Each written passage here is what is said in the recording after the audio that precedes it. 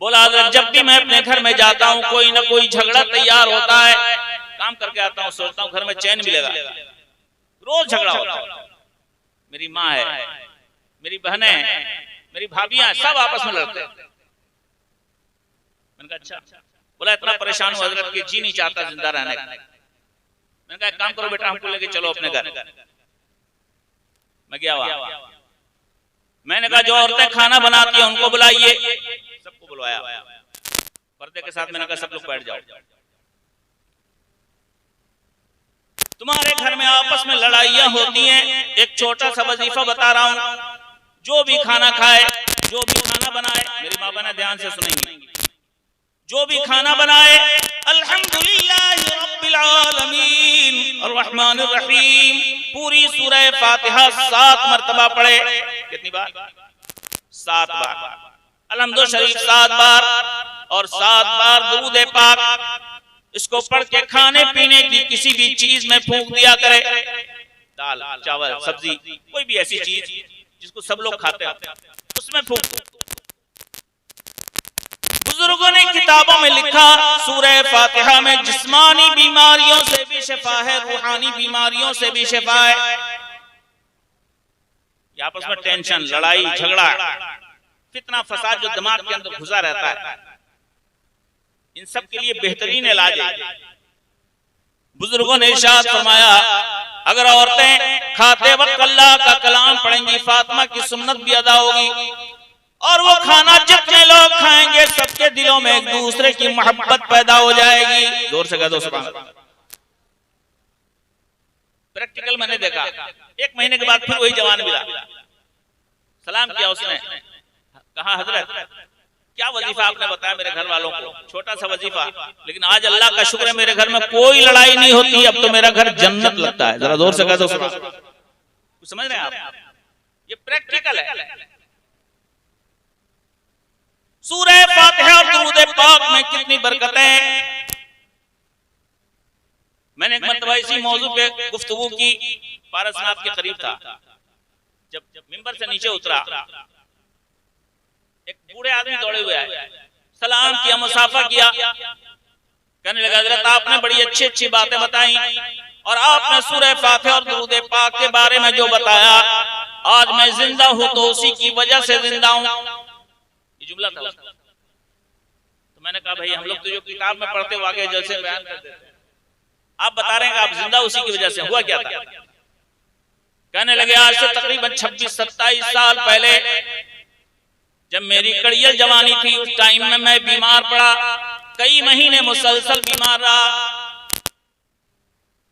Test पर test, सारे test होने के बाद जब डॉक्टर ने टेस्ट की रिपोर्टें देखी, डॉक्टर ने कहा आपको कैंसर हो गया है, वो भी लास्ट स्टेज में। कैंसर लास्ट स्टेज, कैंसर का कोई इलाज नहीं। उस वक्त और इलाज नहीं आता, बहुत पहले की बात है, अब तो कुछ थोड़ा मोड़ा आ भी गया। कहने लगे मेरे पैरों के तले से जमीन खिसक गई। डॉक्टर ने बोला आप चंद दिनों के मेहमान हैं, ज्यादा से ज्यादा खींच खांच के आपकी गाड़ी 2-2.5 महीने चल सकती है, इससे आगे आप जिंदा नहीं रह पाइए। क्या फायदा डॉक्टरों के पास जाने से, जाइए घर वालों के पास रहिए। मैं अपने गांव वापस आ गया, अपनी मौत का इंतजार करने लगा। अचानक गांव में मेरे एक बुजुर्ग तशरीफ लाए, मैं उनसे मुलाकात के लिए हाजिर हुआ। मैंने हाथों को चूमा, उन्होंने मुझको देखा और पूछा कि लगता है तुम बहुत परेशान हो। मैंने कहा हुजूर ऐसा ऐसा मामला है, डॉक्टर ने कैंसर बता दिया है और बोल दिया है 2-2.5 महीने में दुनिया से चले जाओगे, आज भी मर सकते हो, कल भी खींच खांच के 2-2.5 महीना जिंदा रह पाओगे, आप कोई फायदा नहीं, भाग दौड़ से जाओ, कम से कम घर में बाल बच्चों के साथ गुजारा कर लो। बुजुर्ग ने इरशाद फरमाया बेटा डॉक्टर कोई मौत की एजेंसी लेके आया है, मौत हयात का मालिक तो रब्बुल आलमीन है। जोर से कह दीजिए सुभान अल्लाह। बुजुर्ग ने इरशाद फरमाया जाओ बेटा रोजाना 1 गिलास पानी लेना, 7 बार अल्हम्दु शरीफ पढ़ना, 7 बार दुरूद पाक पढ़ना, रोजाना सुबह में भी पढ़ के पी लेना, शाम में भी पढ़ के पी लेना। जब तक मेरा परवरदिगार नहीं चाहेगा तुम्हें मौत नहीं आएगी। आज तकरीबन 27 साल गुजर चुके हैं, आज मैं जिंदा हूं तो इसी की बरकत से जिंदा हूं। जोर से कह दो। डॉक्टर हिसाब से तो 2-2.5 महीने में चला जाना चाहिए था, 27 साल से जिंदा हूँ और मौलाना साहब मुझको देख के कह सकते हैं मैं कैंसर का मरीज हूँ। अल्लाह का शुक्र है मैं बिल्कुल फिट हूँ अंदर से। जरा जोर से बोल दो ना सुभान अल्लाह। कितनी तासीर अल्लाह के कलाम। अल्लाह तौफीक दे तो पढ़िए, बरकतों के खजाने। आक़ाए दो जहां अलैहिस्सलातु वस्सलाम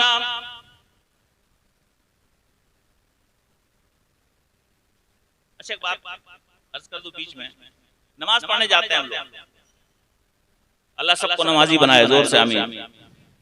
सबकी पेशानी में सजदों का नूर अता फरमाए, जोर से आमीन। बहुत बड़ी नेमत है ये नमाज। दिन भर में कितना कमाते हैं, कोई 100 रुपए कमाता है, कोई 500 कमाता है, कोई 1000-2000 कमा लेता है पर डे डेली। कौन है इनके मालिक व मुख्तार? नबी का मुक़द्दस इरशाद है, रकतानि मिनल फज्र खैरुम मिनद दुनिया व मा फीहा। फज्र की 2 रकत सुन्नत नमाज का सवाब अल्लाह अपने खजाने से मेरे गुलामों को इतना देता है। फज्र में क्या रकत है? फज्र में टोटल 4 रकत, 2 रकत का सवाब। ये 2 रकत जो है हदीस पाक जो सुन्नत के बाद में, मतलब ये हदीस सुन्नत के बारे में। सुन्नत का सवाब कम होता है, फर्ज का उससे भी ज्यादा होता है। आका इरशाद फरमाते हैं, फज्र की 2 रकत सुन्नत का सवाब अल्लाह अपने खजाने रहमत से मेरे गुलामों को इतना देता है, सारी दुनिया की सारी दौलत, सारा सोना चांदी एक तरफ रख दो, फज्र की 2 रकत सुन्नत का सवाब सारी दुनिया के सारे खजानों पर भारी पड़ जाएगा। थोड़ा जोर से कह दो सुभान अल्लाह। 2 रकत सुन्नत का सवाब सारी दुनिया के सारे खजानों पे भारी। मुस्तफा का इरशाद सल्लल्लाहु तआला अलैहि वसल्लम। अल्लाह अल्लाह, कीमती है ये नमाज, इसे अपने कलेजे से लगाइए। नमाज में हर रकत में सूरतें चेंज होती, लेकिन एक चेंज नहीं होती, सूरह फातिहा हर रकत में। जोर से बोलिए सुभान अल्लाह, है ना? क्यों? अल्लाह रब्बुल आलमीन की रहमत चाहती है मेरा बंदा जब जब मेरी बारगाह में आए, हर रकत पे 11 करोड़ रुपए खैरात करने का सवाब उसके नाम अमाल में लिखा जाए। इसलिए हर रकत में सूरह फातिहा, जोर से कह दो सुभान अल्लाह। और सूरतें बदल जाएंगी, ये सूरत नहीं बदलेगी। अल्लाह अल्लाह। रोजाना 4 मरतबा सूरह फातिहा रात में सोते वक्त पढ़ा करेंगे इंशाअल्लाह। जोर से बोल दो इंशाअल्लाह। मुश्किल से 1 मिनट का काम है। आका इरशाद फरमाते हैं अलैहिस्सलातु वस्सलाम, अली रोजाना सोने से पहले पूरा कुरान पढ़ लिया करो, पूरे कुरान की तिलावत कर लो। यहाँ पे साहब है माशाअल्लाह, बहुत शानदार हुफाज है हमारे मोहतरम साहब, नाज़िम साहब, असातिज़े किराम की मेहनतें शानदार। पूरा कुरान सुनाने वाले हुफाज़े किराम आपके सीने में मौजूद, आपके सामने मौजूद है, जिनके सीने में पूरा कुरान है। ये अगर स्पीड के साथ कुरान पढ़े तब भी 8-9 घंटा लगता है पूरा 30 पारा पढ़ने। कुर्बान जाओ मुस्तफा जाने रहमत की रहमतों के सरकार इरशाद फरमाते अली रोजाना सोने से पहले कुल हुवल्लाहु अहद अल्लाहु समद पूरी सूरह कुल वल्लाह 3 मरतबा पढ़ लिया करो। अल्लाह तुम्हें रोजाना पूरे कुरान की तिलावत का सवाब अता फरमा देगा। 3 बार कुल वल्लाह, एक बार पढ़ने में 5 से 6 सेकंड लगता है, 3 बार पढ़िएगा आधा मिनट भी नहीं लगेगा। सरकार की गुलामी का सदका याद रखिएगा, दुनिया की किसी भी उम्मत को उतना सवाब नहीं मिलता जितना सरकार के गुलामों को मिलता है। और अभी लेटेस्ट एक हदीस पाक नजर से गुजरी, कौन है इनके मालिक व मुख्तार? नबी इरशाद फरमाते हैं अलैहिस्सलातु वस्सलाम, ध्यान से सुनिएगा मेरे जितने भाई हैं, आमतौर पे घरों में परेशानियां हैं, आमतौर पे घरों में बरकत नहीं है। एक कमाने वाला है तो भी परेशान है, 2-4 कमाने वाले तो भी परेशान है। अल्लाह के हबीब अलैहिस्सलातु वस्सलाम इरशाद फरमाते हैं, जो मुसलमान अपने घर में घुसते टाइम, हर बार घुसते टाइम एक बार कुल वल्लाह शरीफ पढ़ लिया करे।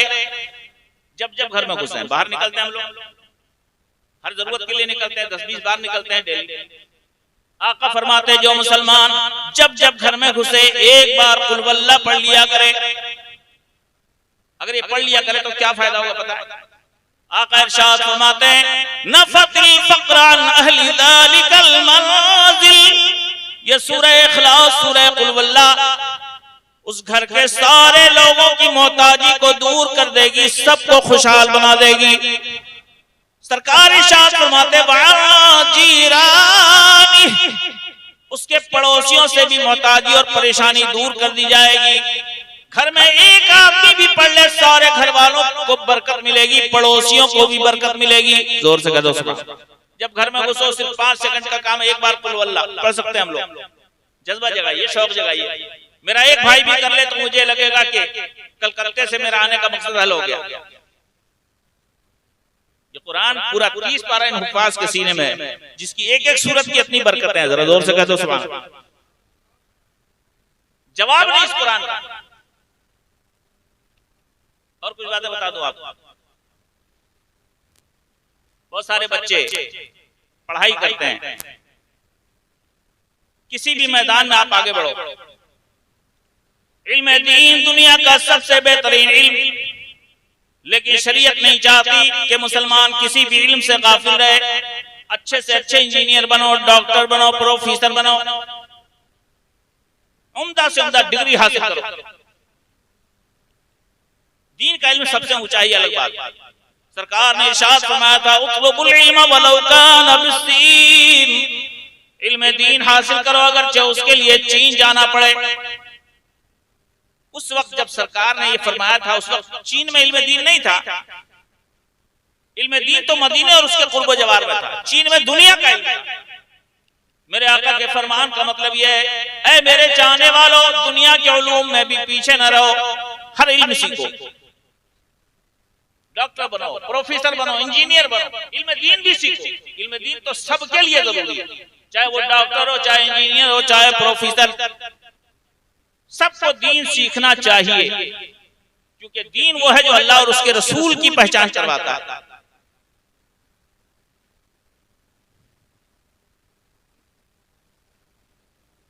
आज अल्लाह का शुक्र है, आपका इदारा शानदार खिदमतें कर रहा है। इस ताल्लुक से अल्लाह रब्बुल इज्जत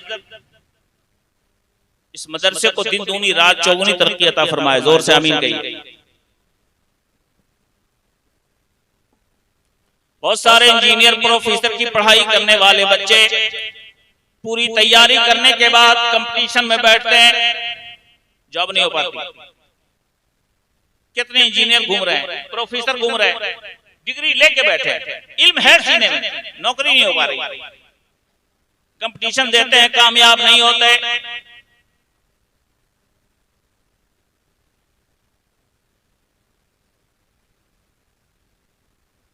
बहुत ध्यान से सुनिएगा। सन 1984 वो एक साल ऐसा था कि मेरे वालिद माजिद बीमार हुए। उस टाइम अशरफिया में पढ़ता था मैं। अभी पढ़ाई स्टार्ट हुई थी, शव्वाल का महीना था, हफ्ता 10 दिन पढ़ाई हुई थी। अचानक घर से टेलीग्राम आया। उस जमाने में फोन पैदा नहीं हुआ था। घर से टेलीग्राम आया, कम सुन फौरन आओ। मैं भागा भागा घर पहुंचा, देखा वालिद माजिद बीमार है, हाथ पैर ने काम करना छोड़ दिया था उनका। उस चक्कर में मेरी पढ़ाई छूटती चली गई। शशमाही एग्जाम से तकरीबन 20 दिन पहले अशरफिया पहुंचा। वालिद माजिद बिहम्दी ताला ठीक हो गए। वो एक लंबी कहानी है, वक्त में गुंजाइश नहीं, फिर कभी। अशरफिया पहुंचा तो कुल 20 दिन बाकी था एग्जाम में। हजरत मौलाना इम्तियाज साहब मेरे हमसबक साथी, और इससे पहले जो खिताब फरमा रहे थे अल्लामा मौलाना गुलाम रसूल बलियावी साहब, से पहले हजरत अल्लामा मसूद अहमद साहब बरकाती, ये भी हमारे हमसबक साथी जो अशरफिया पढ़ा रहे हैं। तो अल्लाह का शुक्र है, हर साल में टॉप रहा अपनी जमात में। लेकिन उस साल जो 6 महीने वाला एग्जाम दिया, 6 महीने पढ़ाई तो छूट गई थी, पढ़ ही नहीं पाया था। 20 दिन बाकी था। टूटी फूटी तैयारी की। तैयारी करने के बाद मैंने सोचा कैसे इम्तिहान में कामयाबी मिलेगी। जो क्लास ही नहीं कर सका हो, 20 दिन में क्या तैयारी करेगा? 6 महीने का सिलेबस। अचानक मुझे याद आया, एक दिन मेरे शेख ने पढ़ाते हुए एक बात बताई थी, मुफ्ती निजामुद्दीन साहब जो आज हिंदुस्तान के माने जाने दारुल इफ्ता के अजीम शान मुफ्ती हैं।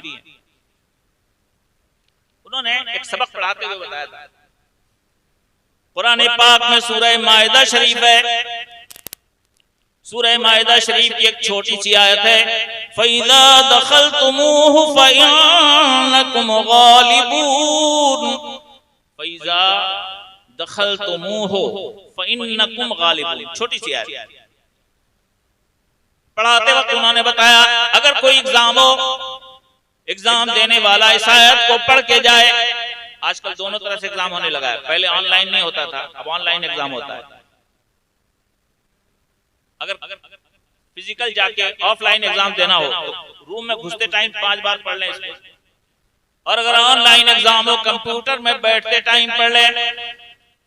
बुजुर्गों ने इस आयत पाक की तासीर लिखी है, अगर कोई इम्तिहान देने वाला इस आयत को पढ़ के जाए, इंशाअल्लाह इसकी बरकत से उसका इम्तिहान भी अच्छा जाएगा, मार्क्स भी अच्छे आएंगे। तो उस टाइम तो पास होना मुश्किल था, मेरे बहुत सारे दोस्त कहते थे इस साल गया ये फेल हो जाएगा, पढ़ा ही नहीं, कहां से इम्तिहान देगा। लेकिन अल्हम्दुलिल्लाह इम्तिहानात में बैठा, हर पेपर में आयत पाक पढ़ी। जब रिजल्ट आया तो कमाल की बात है, मौलाना इम्तियाज साहब हमारे साथी बैठे हैं, और सालों तो सिर्फ अपनी जमात में टॉप आता था, इस रिजल्ट में पूरी यूनिवर्सिटी में टॉप था। मैं जोर से कह दो सुभान अल्लाह, कुछ समझ रहे हैं आप? सिर्फ 20 दिन की मेहनत, सच पूछिए तो उस मेहनत का कुछ नहीं, जो वालिद की खिदमत करके आया था, कुछ उनकी दुआएं और कुछ इस सूरह पाक की इस मुकद्दस आयत की बरकत। मुझे हैरानी हुई। उसके बाद मैंने बहुत सारे जवानों को बताया, आज अल्लाह का शुक्र बहुत सारे जवान बड़ी बड़ी बेहतरीन कंपनियों में सर्विस कर रहे हैं। गुड़गांव के इलाके में एक बार ऐसी तकरीर में गया तो एक नौजवान आकर रोने लगा, बोला हजरत 50 कंपटीशन दे चुका हूं, 6 साल से रगड़ रहा हूं, कोई जॉब नहीं मिला। मैंने उसको ये आयत करीमा लिख के दी, इस आयत को याद कर लो, फइज़ा दखलतुमूहु फइन्नकुम गालिबून, 5 बार पढ़ के जाना। 1.5 महीने के बाद उसने फोन किया, हजरत जिंदगी में पहली बार इम्तिहान में कामयाब हो गया हूँ, इंटरव्यू का लेटर आ गया है।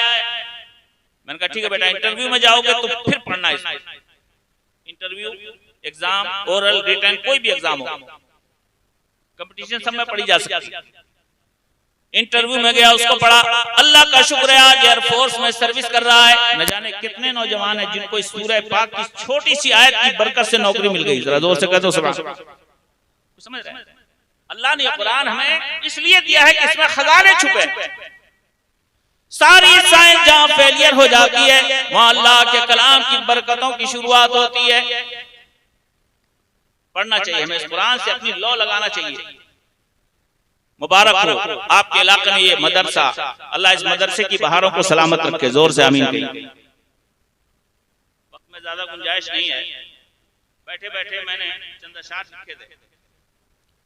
हज़रत मौलाना कासिम कादरी साहब, कारी गुलाम मुस्तफ़ा साहब अज़हरी, मुफ्ती नजमुद्दीन साहब मिसबाही, हाफिज कारी नज़ीर अहमद साहब और इनकी पूरी टीम, सदर साहिबान, सेक्रेटरी साहिबान सब मौजूद हैं। चंद अशआर मैंने लिखे तो सुन लीजिए।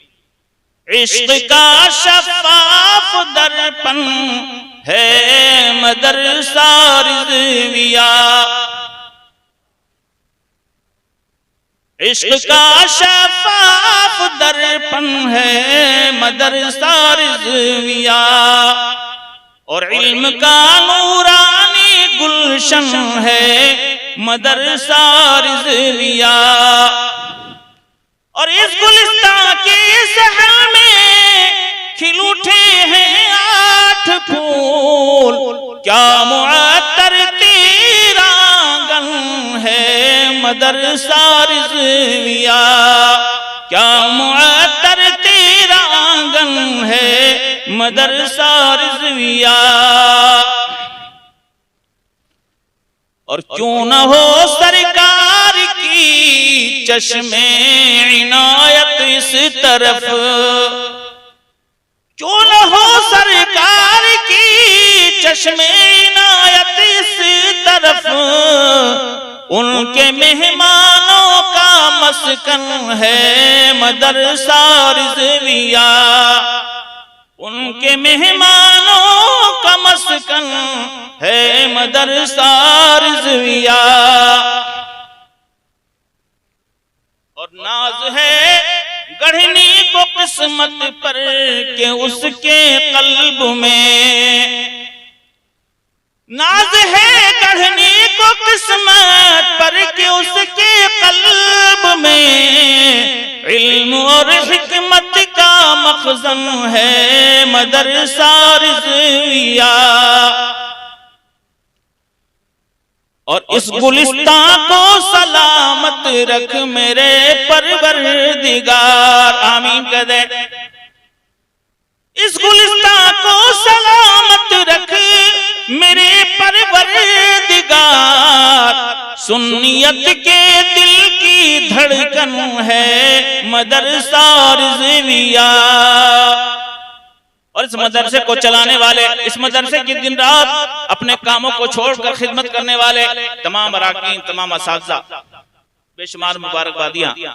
इस गुलिस्तान के हर एक माली को उम्रे खिज़र दे,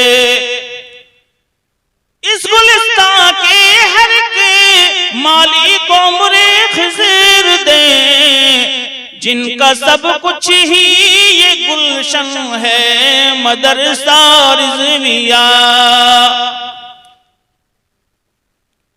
और सुन्नतों की जिससे आसी छन के आती है किरण, सुन्नतों की जिससे आसी छन के आती है किरण, दी के चेहरे का वो चिलमन है मदरसा रिज़विया।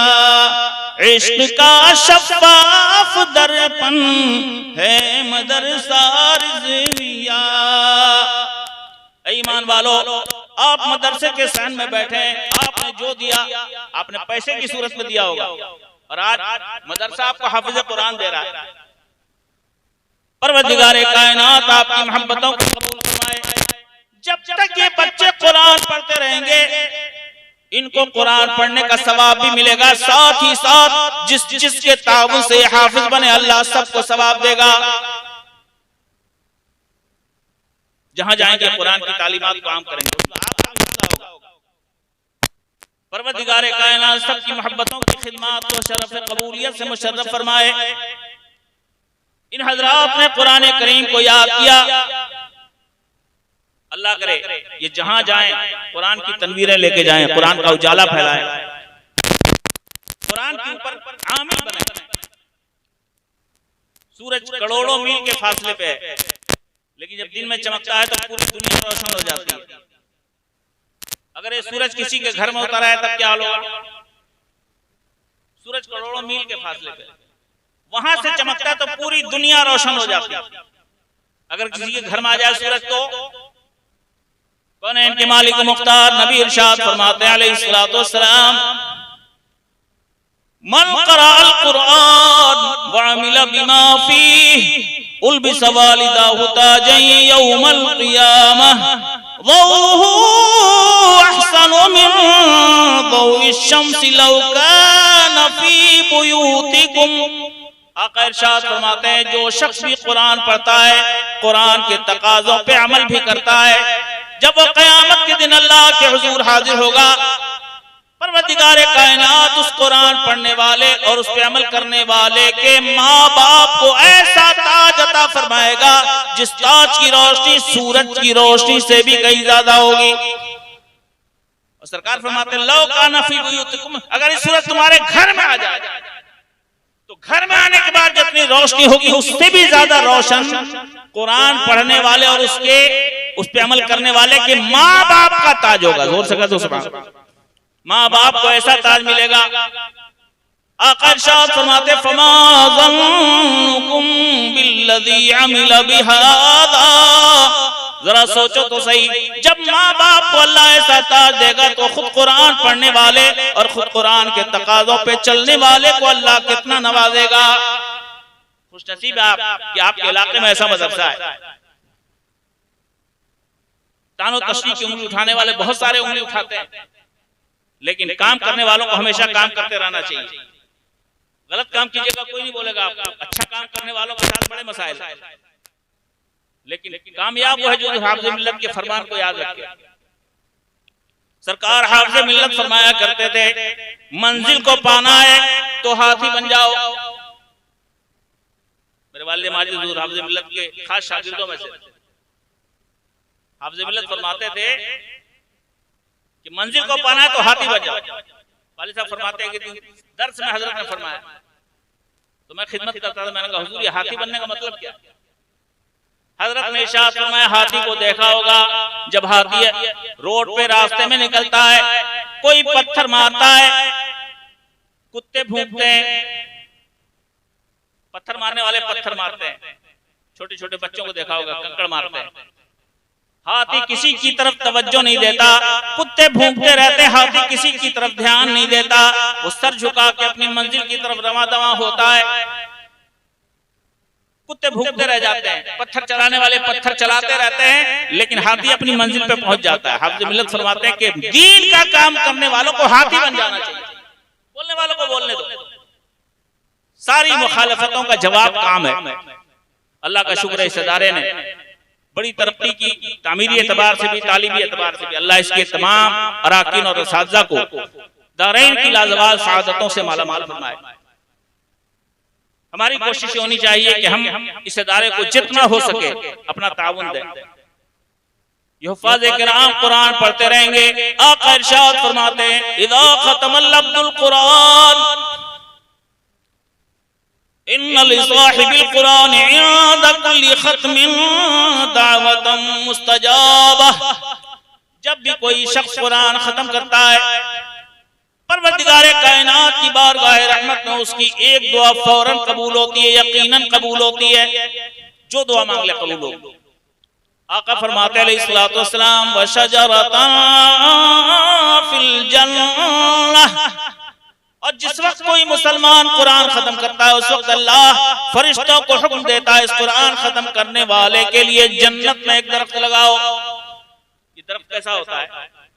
आका इरशाद फरमाते हैं, लौ अन्ना गुराबन तारा मिन अस्लिहा लम यंतही ला फरइहा हत्ता युदरिकहुल हर्म। अगर एक कौवे का बच्चा बचपन में उड़े, सारी जिंदगी उड़ता रहे, बुलंदी की तरफ, ऊंचाई की तरफ उड़ता रहे, सरकार फरमाते कौवे का बच्चा बचपन से बुढ़ापे में आ जाएगा, लेकिन शाखों की बुलंदी तक नहीं पहुंच पाएगा।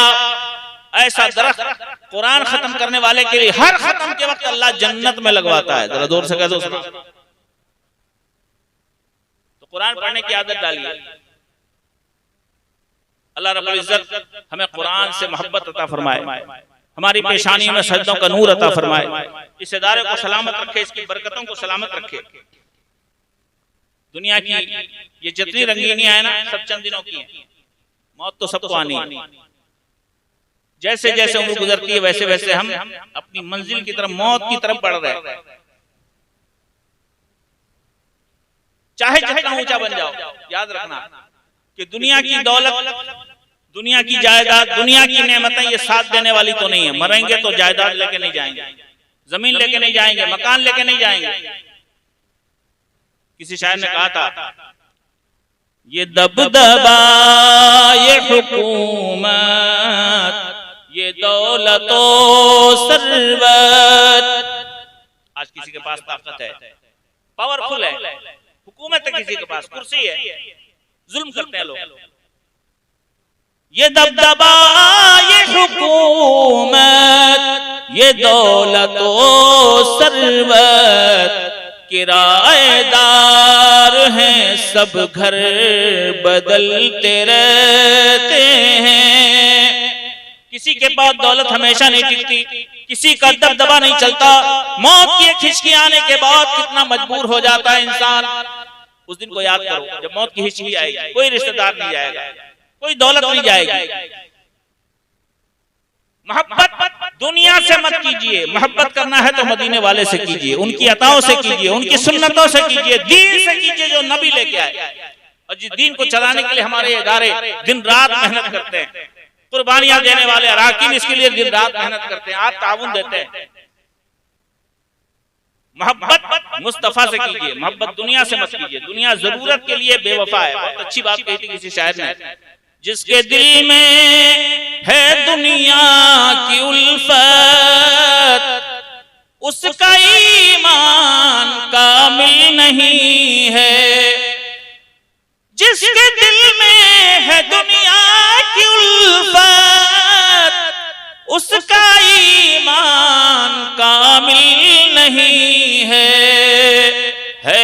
बहुत खूबसूरत मगर ये दिल लगाने के काबिल नहीं है बहुत खूबसूरत मगर ये दिल लगाने के काबिल नहीं है।